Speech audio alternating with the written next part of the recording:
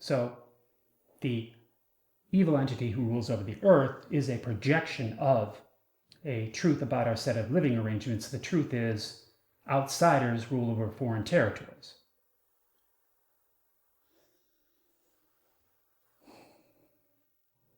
Do you understand that? I do. I understand that. It's a projection.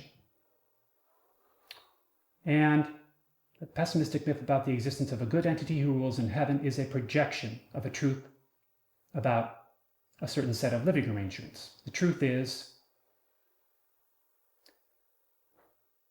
a few paranoid, oppressive, violent people rule or ruled over domestic territories.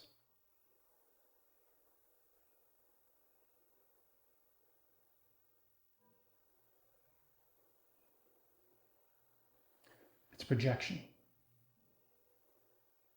And why is the projection being made? Because the few paranoid, oppressive, violent people want you to make that projection.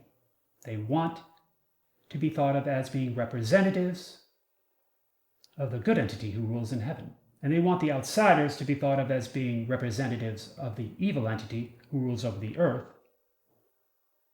They want themselves to be thought of as being divinely ordained to rule over domestic territories, and the few paranoid, oppressive, violent people want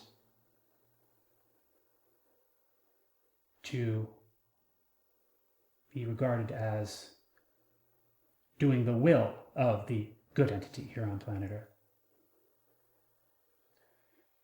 They want the outsiders to be regarded as being doing the will of the evil entity. They want the outsiders to be regarded as not divinely ordained to rule over foreign territories. This is something that's been, what you're hearing when you hear about the good entity who rules in heaven, the good entity is at war with an evil entity, the evil entity rules over the earth. You're hearing ghosts of the past.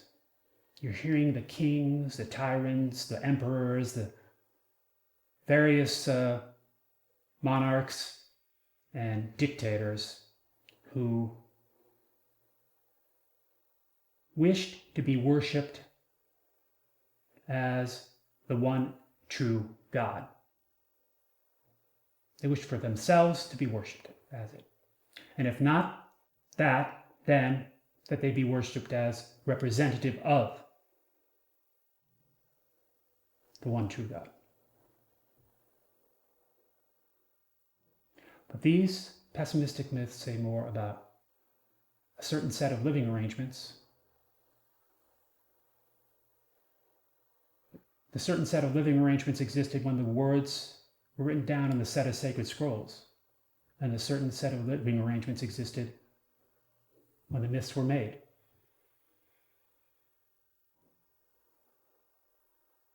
A certain set of living arrangements was a few paranoid, oppressive, violent people ruled over domestic territories. Now, how did that happen? Well, once upon a time, a few people concentrated wealth, income, and power in their own hands. A few people ruled over territories. Success attracted competition. The concentration of wealth, income, and power into the hands of the few people made the competition to rule homicidal, genocidal, and even suicidal at times.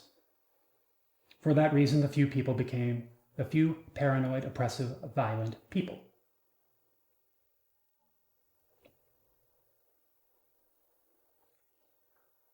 The few paranoid, oppressive, violent people have special needs and aspirations. Their special needs and aspirations are achieve and maintain authority, power, order, and control. For that reason, they gain influence over religious authority figures, and religious authority figures proclaim the few paranoid, oppressive, violent people are representatives of a good entity who rules in heaven. The few paranoid, oppressive, violent people are divinely ordained to rule over domestic territories. The will of the few paranoid, oppressive, violent people is, in fact, the will of the good entity. The outsiders are representatives of the evil entity here on planet Earth. The outsiders are not divinely ordained to rule over foreign territories. The outsiders are doing the will of the evil entity.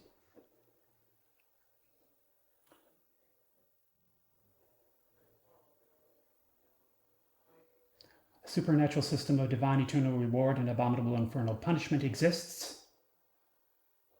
The system compels the faithful observe and obey the will of the good entity, and the faithful disregard and disobey the will of the evil entity. Religious authority figures proclaim our only hope of salvation from an afterlife of abominable infernal torment, our only hope of elevation to an afterlife of divine eternal bliss is do the will of the good entity. And the will of the good entity is, in fact, the will of the few paranoid, oppressive, violent people. So you see,